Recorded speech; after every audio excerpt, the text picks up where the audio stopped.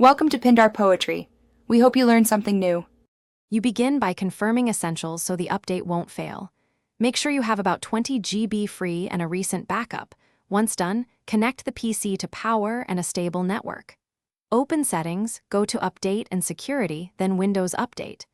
Click Check for updates to start the download. While it fetches files, close heavy apps and note any custom drivers. These can delay installation. This first phase prevents interruptions and prepares Windows to apply the new version smoothly. Once updates are found, let Windows download all packages completely. You should avoid pausing mid-transfer. After download, Windows will prepare installers. This can take time, so be patient. You can choose Schedule Restart to pick a convenient time or select Restart Now if you're ready. During installation, your PC may reboot several times. Make sure no peripherals interrupt the process.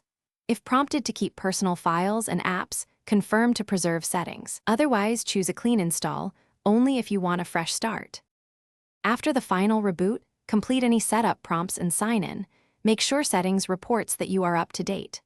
Next, verify key drivers in Device Manager and run Windows Update one more time to fetch post-install patches.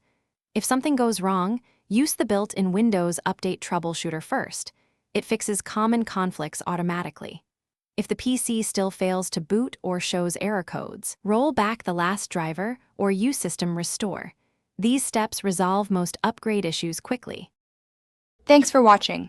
Consider subscribing if we helped you.